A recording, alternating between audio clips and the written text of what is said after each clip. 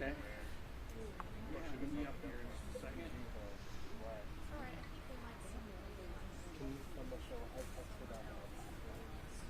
$5 for mic placement up there, but I'll give you Okay. credit this time. I'm good for it. I know you. You know where I work.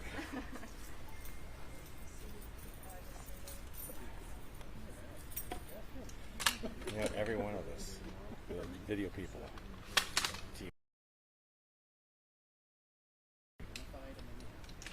Just kind of surprised. Well, clear sound. I mean, and if you have these, like, the signals already Yeah. iffy. Just never know when something out of the market. Somebody might be on the frequency. It's a pain in the tuchus to Yeah.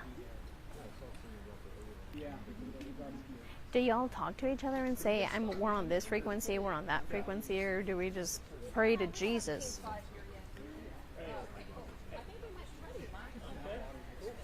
Ah.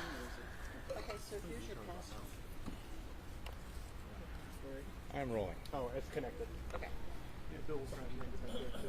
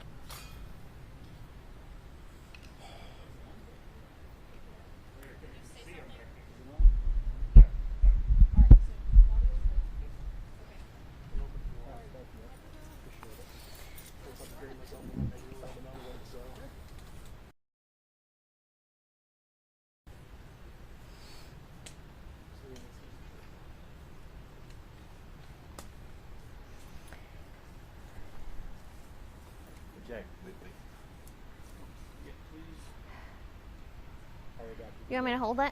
I'm all set. You rolling?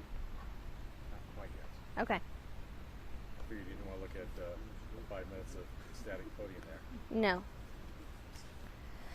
which is what they do at the station. Remember, not my teeth, the hat.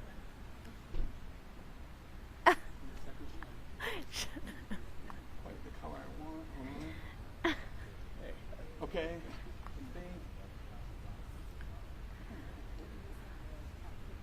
I think that's good. Okay. Now I'm rolling. Can everybody hear me okay? Yep. Hold on.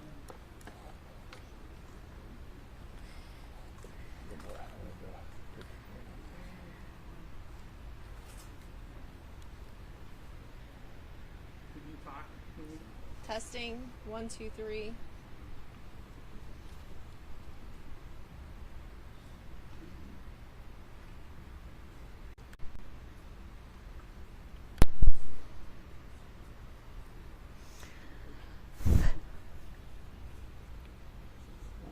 I'm good. Can you just count to 5 and I'll be ready? 1, 2, 3, 4, 5. Thank you.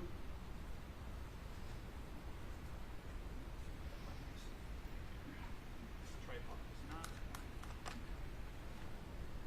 All right. We're good?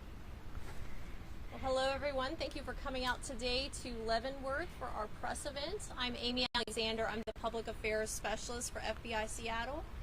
You should have received copies of our press statements. They're also going to be emailed out today after the event. We're going to be doing a Q&A after we hear from our speakers. And when we open up for questions, please state your name and outlet before your question. Our speakers today are Peter Orth, and he's the Senior Supervisory Special Resident Agent for our Yakima and Tri-Cities resident agencies for FBI Seattle. We also have Sheriff Mike Morrison here today to speak with you. And so now I'll invite our speakers up to the podium to say a few words. Thank you.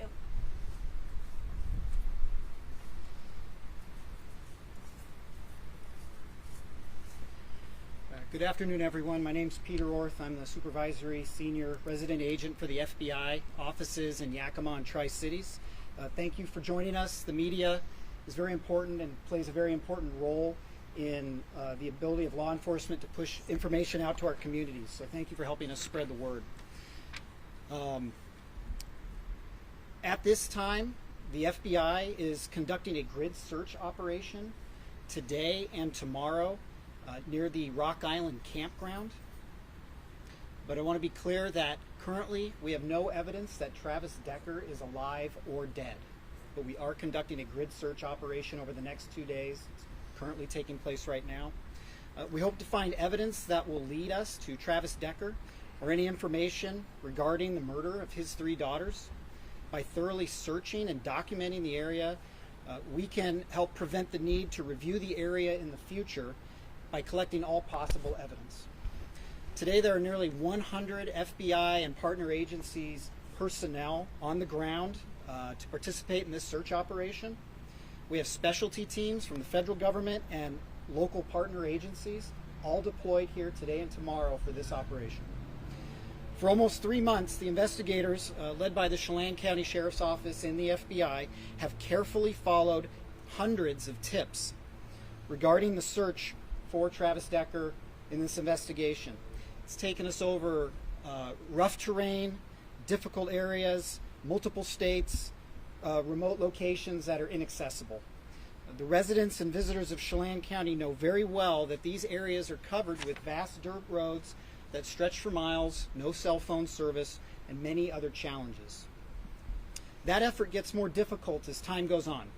The elements bury, they carry away, erode the very items that we're looking to seek and capture for the investigation. Our search teams today are out in 90+ degree weather trying to gather all this evidence. FBI Seattle wants to assure the communities in Leavenworth and Wenatchee, as well as Chelan County and Washington State, that this case is a priority for the FBI.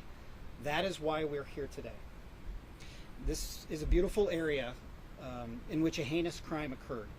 We are here to seek justice for Peyton, Evelyn, and Olivia. We are here to find answers for their family, friends, and the community. And we are here to hopefully provide some measure of closure to their loved ones in this senseless tragedy. We want to thank all the hikers, campers, and the community for their patience as we had to close down a very popular area for recreation. I would ask people that were inconvenienced by this to consider themselves indirect contributors to the search operation. To the community, if you find any information that you think is helpful to this investigation, we're directing you to the U.S. Marshals tip line. Please report any information you feel is appropriate for the investigators to the U.S. Marshals. And Sheriff Morrison has some comments.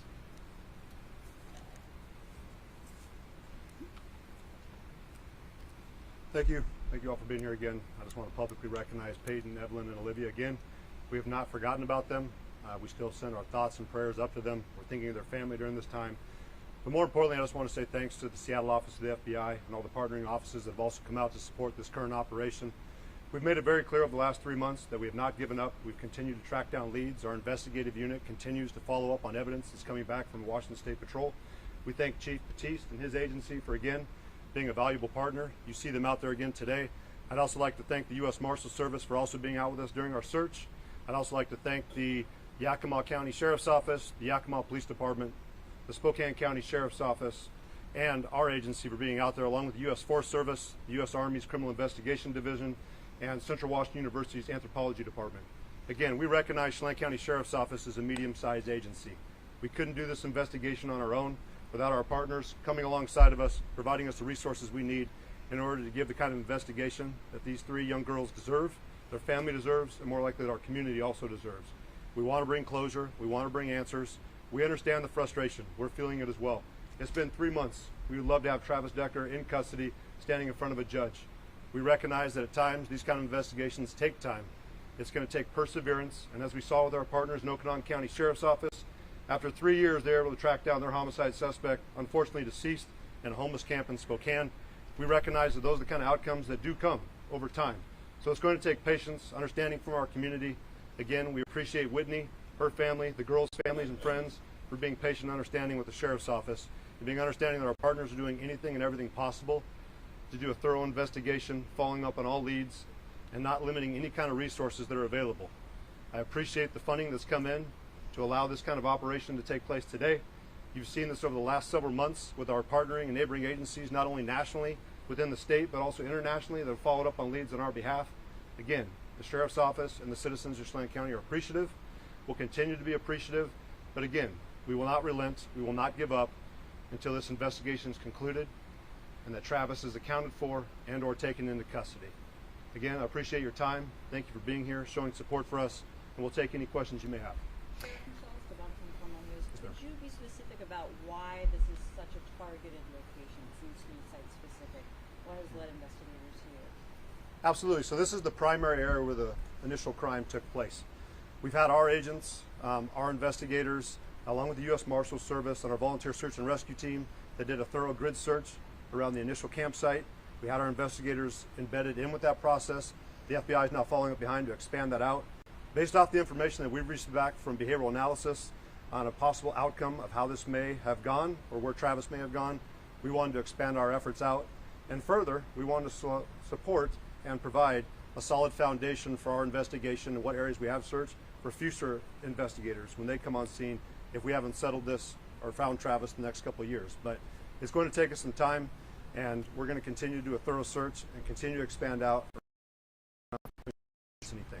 I believe we did a thorough search initially, but again, when we come back with new technology, more resources, more personnel, that allows us to better document what we have covered for future investigations. And Sheriff Morrison, Brady Wakayama with King 5 News.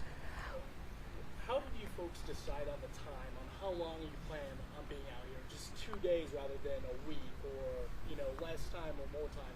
Why is it only just 2 days? Based off the resources we had, and again, I'll let the FBI follow up further as they're the ones leading this investigation and the follow-up operation. It seemed appropriate with the amount of ground we were trying to cover, and again, we're mapping it out. If we need to expand further, I understand that they can take more time to expand out, but again, we've agreed on those 2 days. We'll reassess once that time frame comes to an end.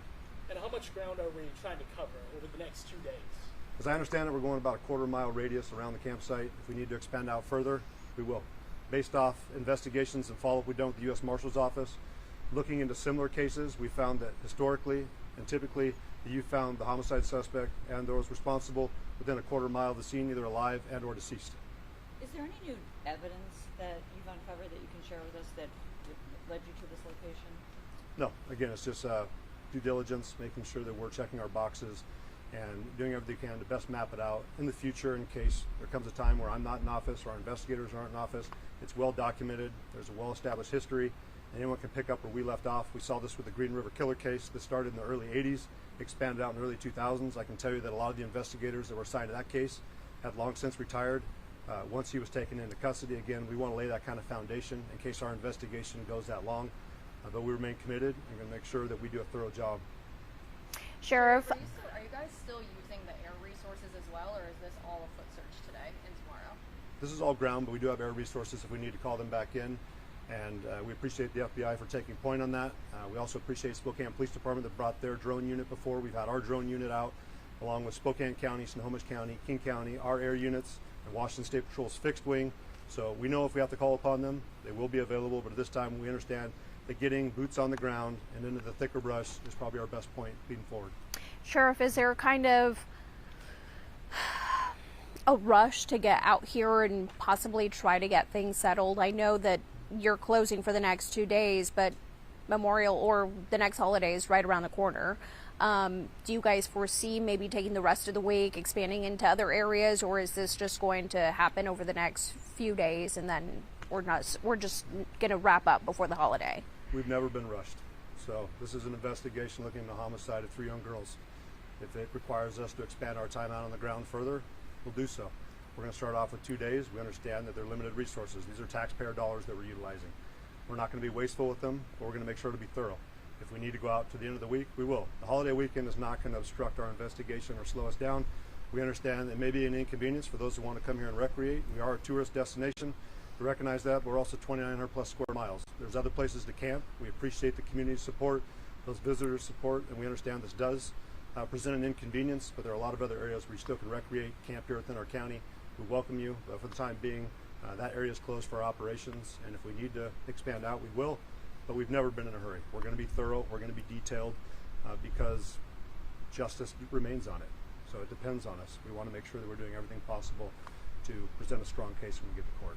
And Sheriff, you may have mentioned this before, but what additional resources are in this search versus previous ones? What's the difference?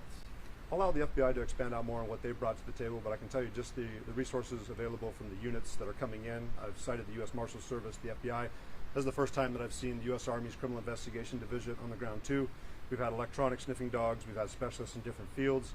So we're just expanding out with what we have available through the criminal justice system, and that's not available to the Sheriff's Office. And again, we couldn't do this without the FBI's support, and we're grateful for that.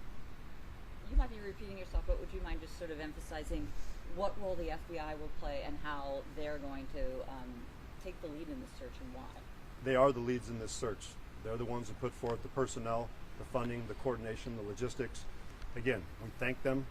We appreciate them coming all the way over here and doing this. We understand what kind of a time consumption this is, what a resource consumption this is. Again, we could not do this without our federal partners. We're thankful for our federal partners. FBI, U.S. Marshals, Homeland Security Investigation. We've had Border Patrol out here assisting us as well. Just thankful for our federal partners, our local partners, our state partners, and we'll continue to work with them as best we can. Can you talk a little bit about, I mean, the slightly emotional side? You know, it has been almost 3 months to the day at this point. We're still looking. This is still something that people think about every day in some households. Can you talk a little bit about maybe if it's a little bit defeating to still be doing this today? It's not defeating for us. We don't give up. We understand that the girls would not want us to give up, but I did talk with Whitney last night over the phone. I get her frustration. Of course, she wants the kind of closure we can locate Travis and bring him to justice. And we also understand that our community is frustrated.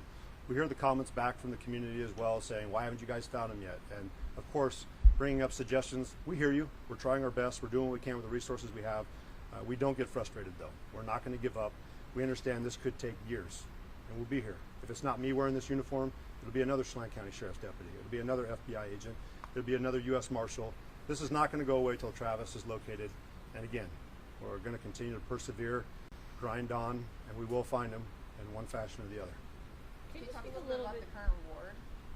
The current award that the U.S. Marshal Service is offering is $20,000, and I know I've heard calls from the public, why don't you raise that amount? Again, we don't control that.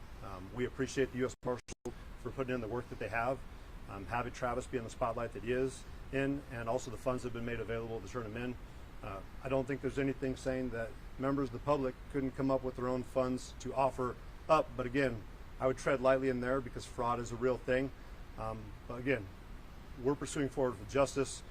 We hope that individuals do take the award as a serious offer, and we'll continue to work with the Marshal Service. If we're able to get additional funding, we're grateful for that as well. Can you speak a little bit to, I know we've talked about the terrain extensively, his military training, but what is the likelihood with the type of weather we've experienced that Travis Decker is alive at this point? Yeah, we'd never presume that he's alive or dead until he's accounted for or found in one fashion or the other. I've said it before, I don't believe he's special in any way. He was part of the military. I appreciate his service. Right now, he's a criminal at large. He's wanted for murder and kidnapping. We have other individuals on the ground that are more trained, our instructors in this field, our actual survivalists, and I feel like we have the right members on our team, and he's got a lot of people hunting against him. I've said it before, he's got to be perfect every single day. We just have to be perfect once, and if he is still alive, I got to imagine he's pretty tired by now. But we understand the likelihood that there could be a potential that he is deceased, but until we find him, alive or dead, we're going to continue to search. Question for Agent Orth, if I could. Sure.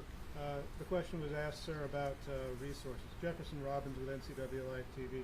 The question was asked about FBI resources, and I know this is characterized as a grid search, but can you say anything about the people involved in the grid search? Are there people with specialties, special skills that you wanted to have for this operation?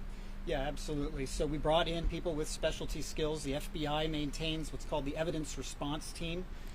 We have many of those individuals embedded with the teams. We have members of the FBI SWAT team embedded with each of the search teams that are out there. And to be clear, there are a number of search teams that are searching this area. It's not one big team moving around. It's several smaller teams. So we have those experts there. We have experts from outside agencies that are here. So we have electronics experts currently on the ground right now at the Rock Island Campground. So any possible investigative or search personnel that would bring an expertise to the table, they are here today. The notice of the closure of the Forest Service area came out on Friday. How far in advance was this operation planned? It's something we've been discussing for a while. It takes a long time to put this many resources, 100 people together with the right expertise in the same place at the same time. We also didn't want to, impact the public unduly because this is such a popular area. So I would just say weeks and weeks. This has been in the works. Maybe actually more than that. Were you counting on this weather? Or did you? We'll take it. Okay. We'll take it. And once more, when do you guys plan on reopening this area? Obviously, as we discussed, potentially 2 days to start, potentially longer, but what about now currently? So right now the game plan is for the area to be reopened Tuesday evening to the public. If we will change that if something during the search dictates that we need to. But at this point, it will be reopened Tuesday evening. And around what time? Do we have a time? Yeah, the Forest Service websites post a specific time. I believe it's roughly 5 o'clock. The Forest Service website has for sure. When we're talking about this search, is it day and night, or are we doing like a 9 to 5 search? What does that look like? So it's more daylight hours is when we're searching. Even though it's really hot, we're searching daylight hours. We are going to have personnel overnight at the scene, but they will not be conducting the search. But it's daylight hours searching. That gives us the highest probability of spotting something visually, because this is just an old-fashioned ground search. As Sheriff said, boots on the ground, eyeballs looking at the ground. And for anybody who's gone into this area and hiked, they know it's thick and dense. For anybody who's gone into this type of area and bushwhacked, which is what the teams are doing now, they know it's incredibly intense. And so it's just very manpower intensive. And you say overnight personnel, what's their role in all this? Scene security. Yeah, the scene is locked down. We don't want people coming in at night, so we have personnel who lock the scene down. Is it unusual for the FBI to be involved in a search like this, and why or why not? No, it's not. This is a federal crime. There's a federal warrant out for Travis Decker, and so it's not unusual. The FBI can bring, as we've talked about today, a tremendous amount of resources to these problems. A rural area, remote, no cell phone service. We can bring those resources to the table. We can partner up with our law enforcement partners to be force multipliers. But at the end of the day, there's a federal crime, several federal crimes that have been committed, and so we're shoulder to shoulder with the sheriff's office. But why now? It's been almost 3 months. You guys have gone over this a few different times. Several agencies have. You've gone back to Rock Island a few times. Why now? Do you think you'll actually find something different? Well, we have to believe that. Yeah, there's nothing wrong with being. You can't be too thorough in a search like this. Like I said, it is such incredibly dense vegetation that anybody who walks down one of these trails could walk 10 meters off the trail and no one would ever know they're there.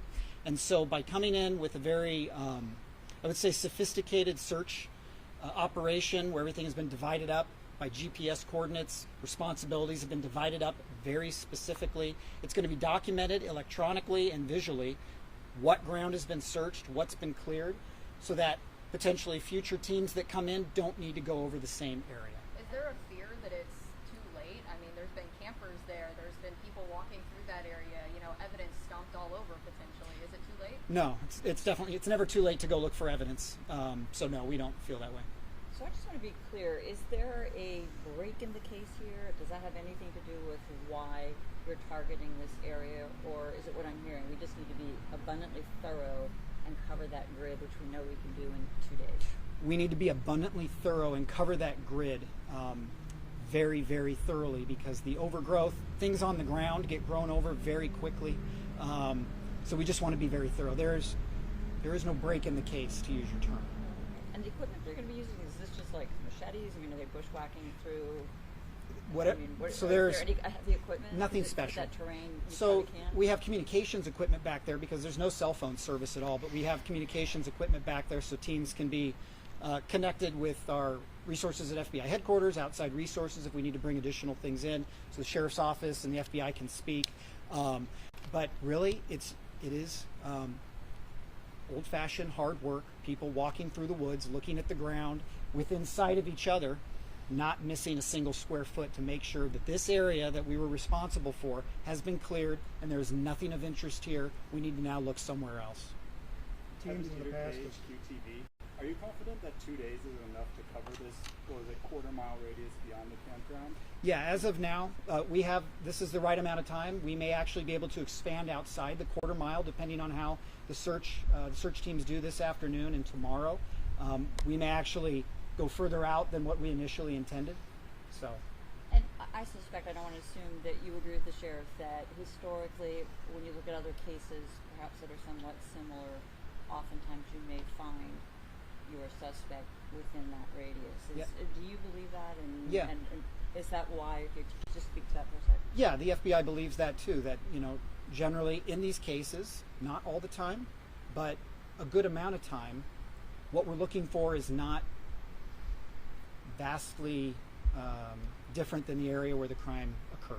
So that is why we've centered our search operation today on where the crime occurred. Does anybody think he's got any sort of help? We're open to all possibilities. Is there a water element to this search? The river's been searched once or twice. Sheriff Morrison was on one of those searches. This time around too? Sheriff, you want to speak to the water search? The FBI has a team up there right now from the Spokane County Sheriff's Office that's evaluating the area, but I don't believe they're in the water today. So we brought Spokane County Sheriff's Office's dive team in. There were certain areas that our Swiftwater team could not access just because if you're diving underneath log jams, that was an area that we didn't have the equipment for. So Spokane County, thanks to Sheriff Knowles, for the areas that we weren't able to get to, they should have their scuba gear and their dive tanks that's going to allow us to get into areas that, again, we weren't able to access, the National Park Service wasn't able to access. But we feel pretty confident with our Swiftwater team being in the water twice now to conduct searches since the water's come down. The National Park Service's Swiftwater Rescue Team been in the water for over 4 days. And now we have Spokane County Sheriff's Office's dive team going in the water too. We feel very confident the water's been covered thoroughly. But again, we'll utilize what resources we have and make sure that we didn't leave any stone unturned.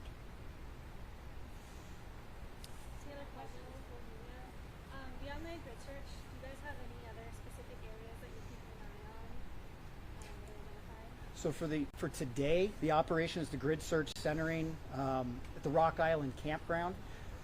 There are lots of areas that are interesting around here, of course, that a man can travel to on his 2 feet.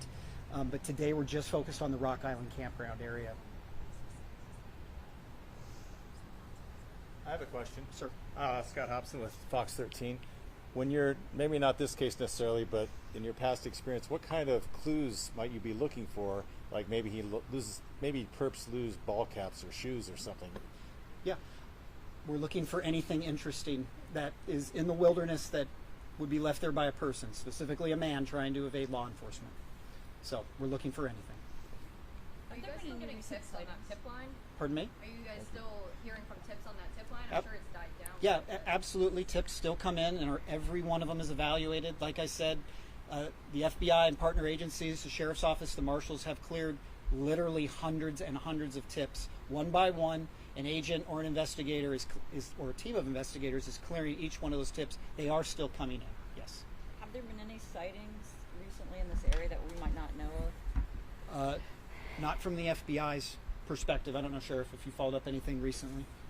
So we've had reported sightings. We've had our partnering agencies, and of course our agency also tracked down. They have not turned out to be Travis, but again, we appreciate the community remaining vigilant, reporting it to us, and again, we're not going to overlook any investigation or tip that comes in. So we get it.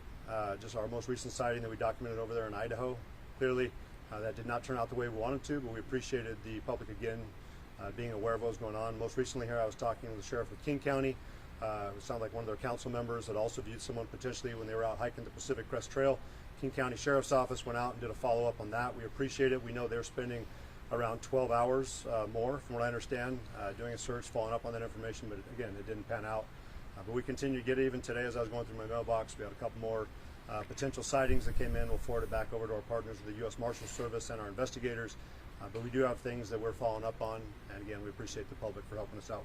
Sheriff, would you mind just reminding me, has there ever been a sighting of him right in that Rock Creek campground, Rock Island campground, after the bodies were recovered? There was one potential sighting that we had with our search crew when they were up in the enchantments area in the helicopter. We did track that down, but I'd also point out when Kittitas County, thanks to Sheriff Myers and his staff for following up and helping us out, they had an individual that was a potential sighting that took off running from them. They did catch up, and unfortunately we just found out it was an individual who didn't like law enforcement. I don't think it's the first time we probably experienced that in our careers, but we get those kind of incidents as well. Thank you. Yep. Any other questions?